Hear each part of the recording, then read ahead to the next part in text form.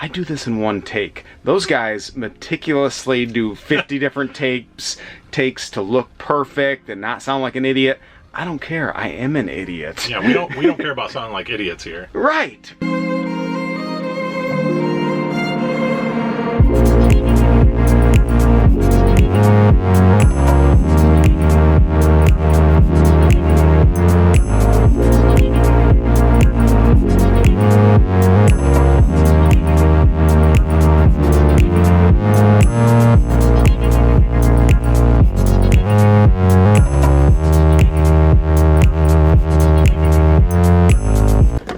The most rare figure I found in your collection is Gandalf, right here. I believe that's technically when I bought it from the artist. It was called... Hey guys, Justice Curry. This is going to be part 2 of an epic collection from my buddy Jared. Hi, say hi, Jared. Hi, Jared.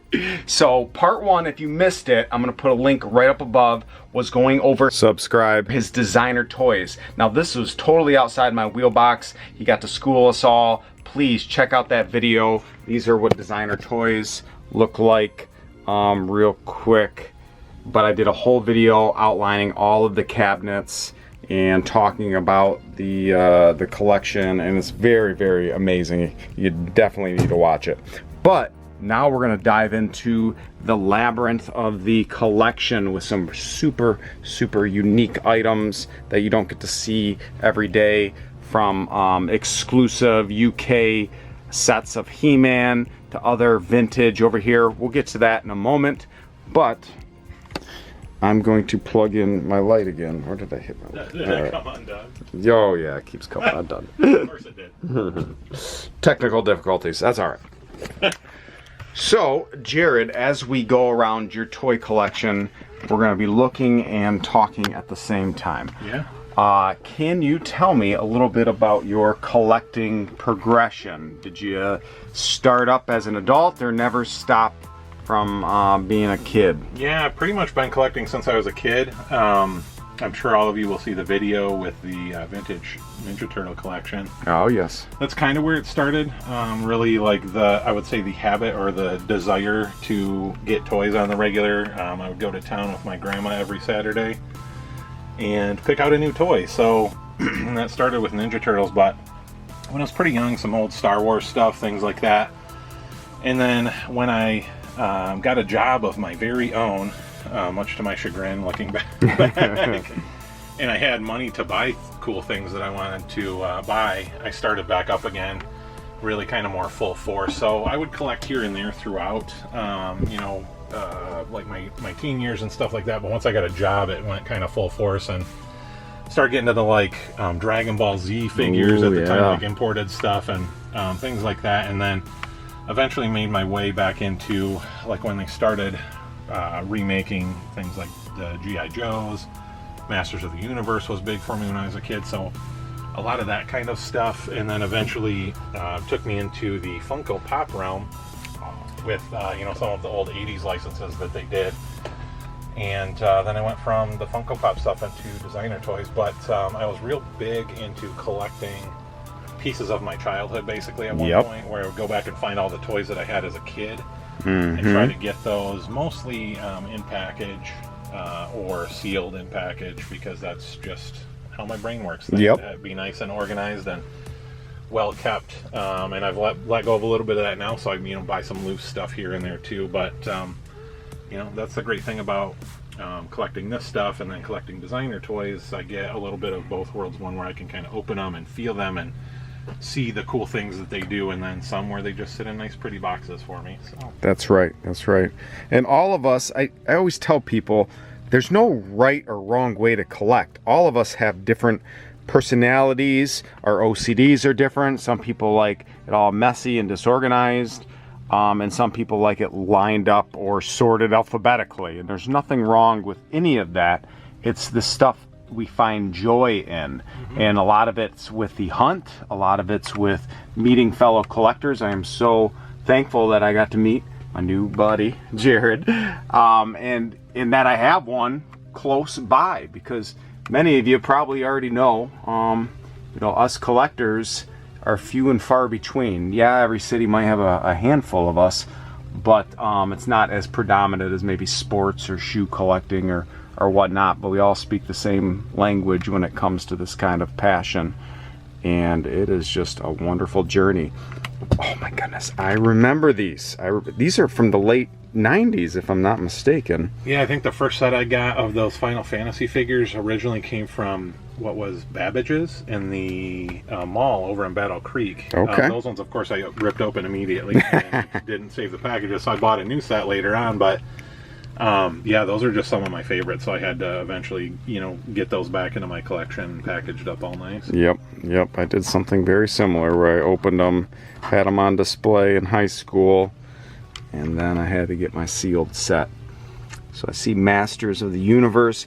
And you mentioned another important thing, that you started collecting things from your childhood. Mm-hmm. So are you a completionist, or are you more of someone that, I had the Hydro Viper, so I need to get the Hydro Viper, but do you need all 1988 figures? No, I would say, like, with more modern stuff, I am a completionist to a degree.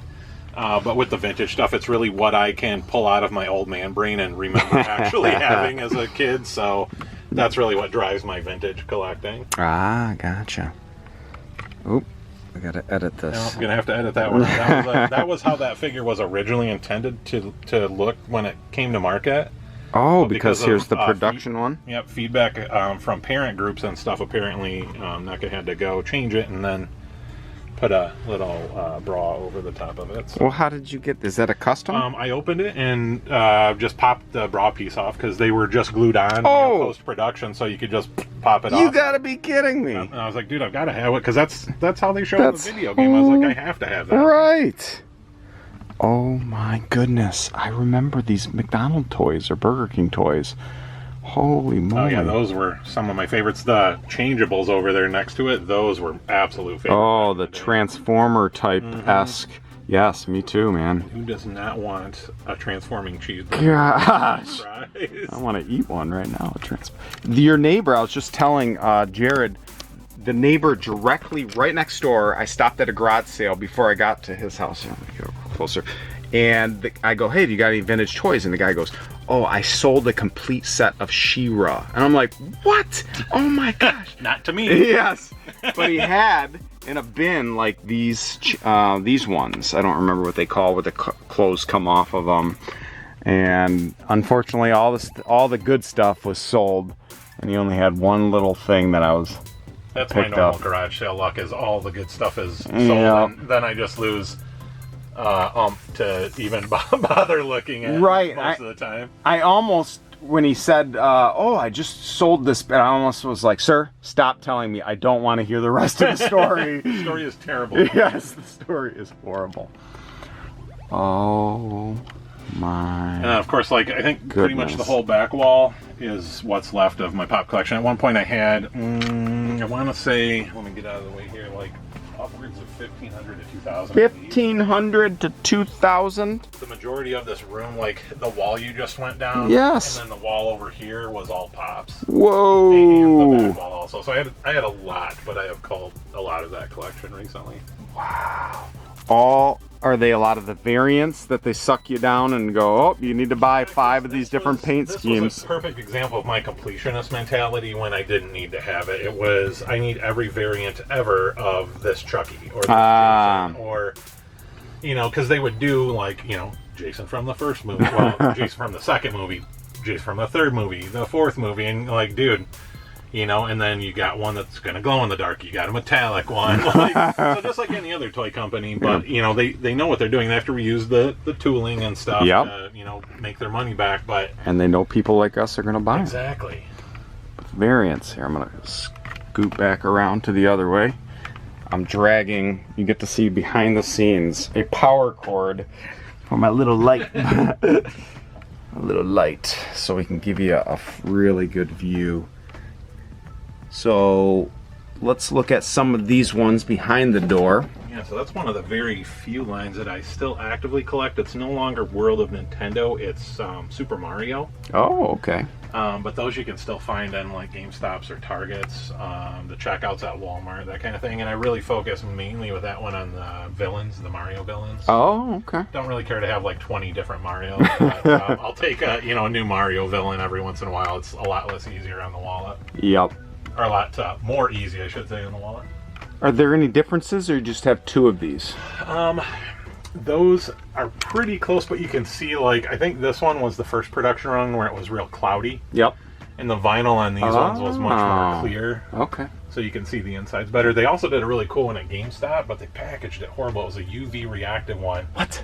That had a button with a UV light so you could see the pieces. Oh, I never knew that. It was like this kind of package, but with no window on it. So people would pick it up and immediately like rip the corners out of it and stuff. Gosh. So my OCD said, no, you can't have that. It's got a tear on it. And it's incredibly hard to find.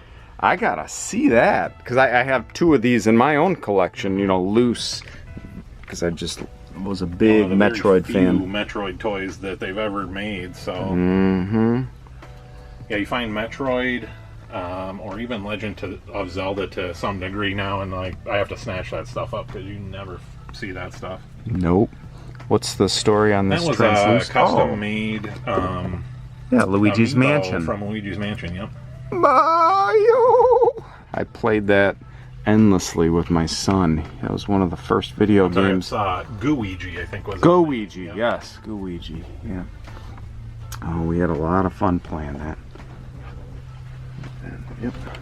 And that stuff is some of my favorite stuff from when I was a kid. I had that Batwing. That was one of my all-time favorite toys. And then, of course, I had, like, I think just about every one of these figures. But I just recently, when I cleared the pops out, put these all up here like this. And they just look so nice together. I was like, man, this looks so much better than where I had it before.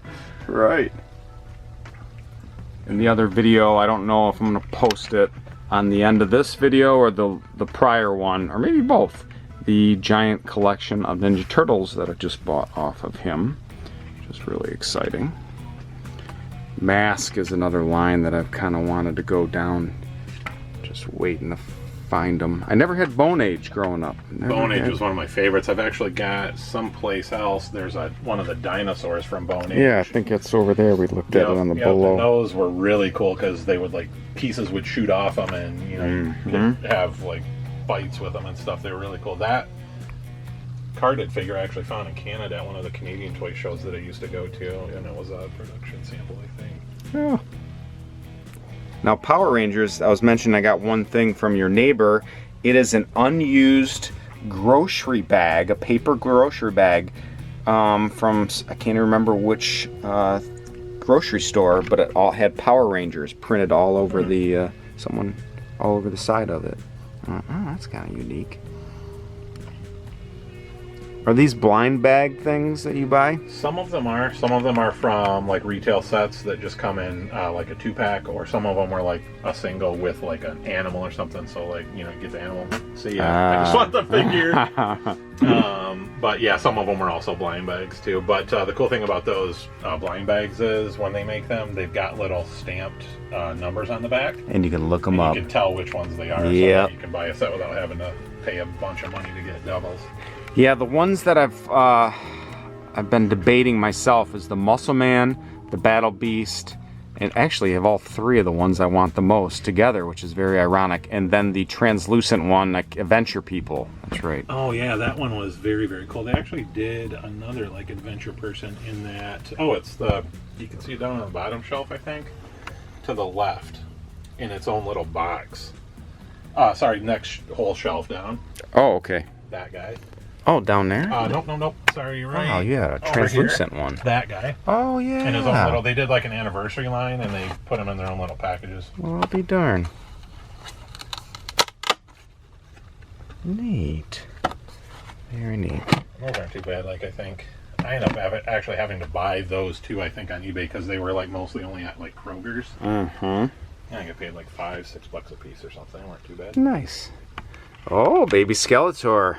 Yes, that's one of the very few things I kept. I think maybe the only thing I kept from my classics collection. I mean, it's not technically a classic, but I was like Matty collector, I just had to stop with at one point, but I was like, I've got to keep the baby Skeletor.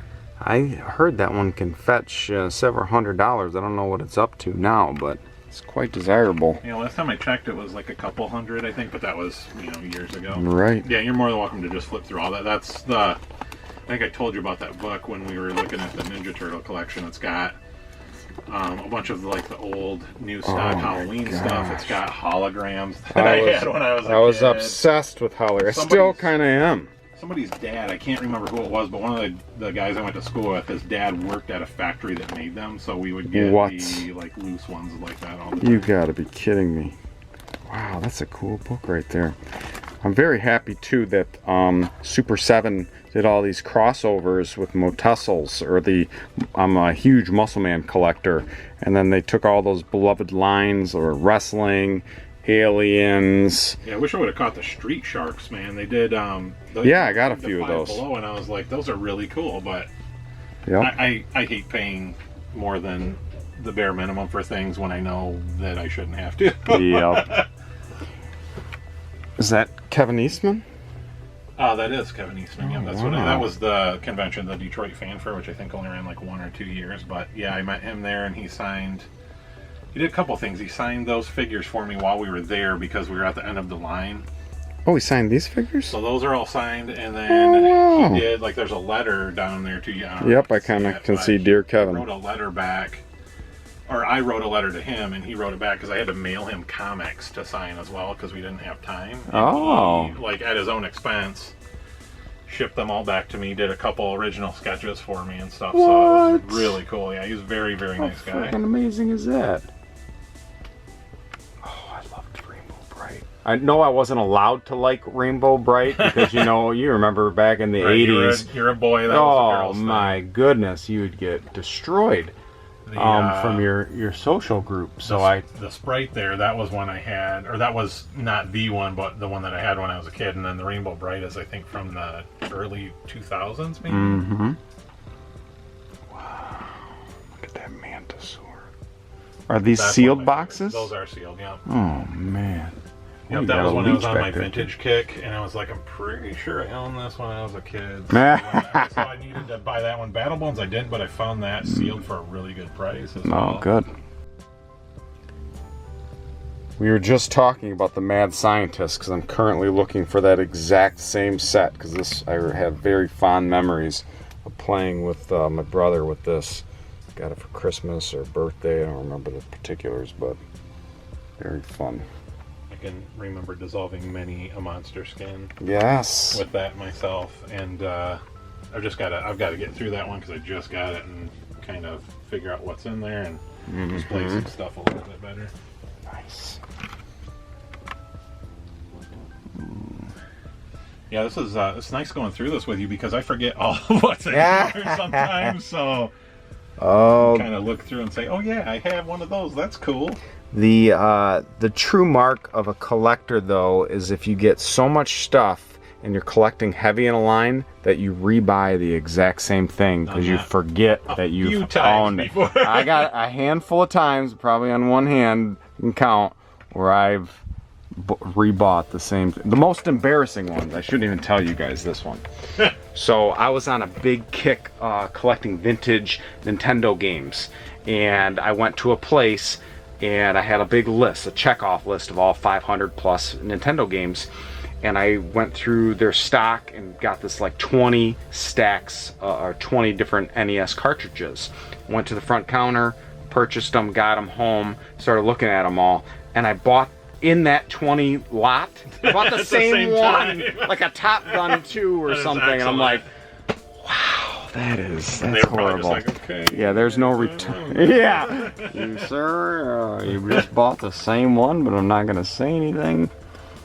Oh my gosh, I love that NECA Slash from the. Yeah, that's one of my favorites. That's like my all-time favorite video. The game video game, Turtles in Time. Yeah, oh my gosh. Cool. Starcom, Dino Riders. Super fond memories of that character right there. The Six Gill. I think I got that one. Those, like all those Dino Riders ones, I think I picked up at the same Canadian toy show. One guy had just like insanely cool, very good condition vintage stuff. Wow. this is something I don't see very often in people's collection. Wheeled Warriors. And not only loose, but sealed. And Saw Boss was the one that I distinctly remember having when I was a kid.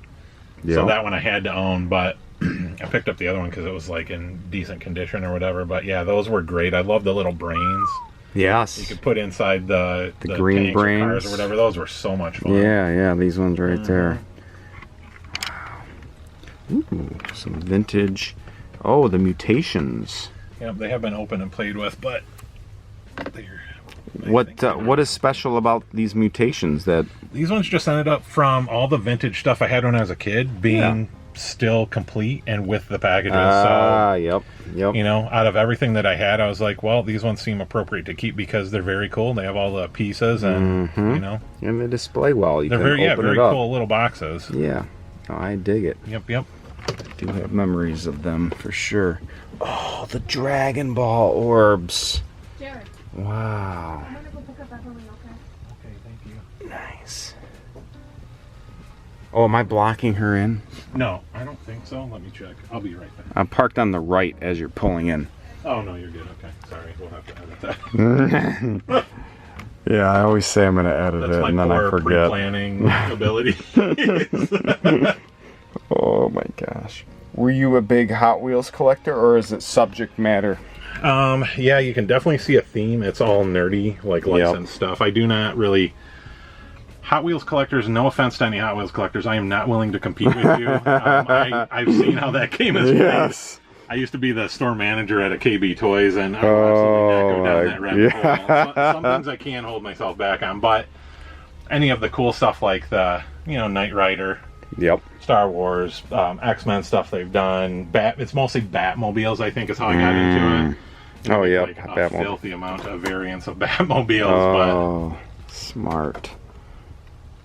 But yeah, so, you know, and this is one where I don't really actively hunt the Hot Wheels, but when I'm looking for other things in the toy aisles or looking for stuff for my kid, I can just say, hey, there's a cool looking Hot Wheel, let me buy that. And it's that true, like, spur of the moment joy of finding a cool toy you had no idea even existed. Yep.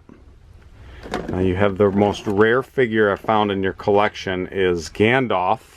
Right here. I believe that's technically, when I bought it from the artist, it was called a Harry Potter action figure. Battlestar Galactica. And that's the artist's retro gimmick. He makes some really cool, like, bootleg stuff like that. And I saw that one, I literally, like, I laughed so hard when I saw it. I was like, I've got to buy this. It's just so ridiculous. Milk chocolate. I just want to take a bite out of it. I'm guessing it's plastic. I hope it is. Vinyl. Because it would have. But he packaged it like an Easter chocolate with, you know, you got the grass and the egg and all that. So I was like, hilarious. I had a really hard time opening that one. That's like one of the few designer toys I haven't opened. Yeah. These are the things that, like, at carnivals or whatever. Yep. Wow. I just found that for $10 at Kokomo Toys, I think, when we went down to Gen Con. Yeah. You know, $10. I'm like, yes, please. Yeah. Somebody else bought this already. Well, thank you, Jared, for showing me around. Please, in the description, follow Jared on his Instagram. He's got some incredible toys. He frequently posts things, especially with those designer toys and new acquisitions. Thank you. What he said. I'll edit that part out. Words are hard, though. Words are hard. They really are. So. And granted, all you other guys that watch, I'm sure I'm not the only YouTuber you watch, but watch all the other YouTubers. I do this in one take. Those guys meticulously do 50 different takes to look perfect and not sound like an idiot. I don't care. I am an idiot. Yeah, we don't care about sounding like idiots here. Right. So keep on collecting. You guys enjoy yourself. Hit that subscribe button. Hit a like, a share, what have you. But make sure you jump on Instagram right now and give a follow to Jared, because he is a great collector. So all of us at the toy aisle, we'll take you later. Talk to you later. Take you later. Oh my gosh. I'm going to stop right now.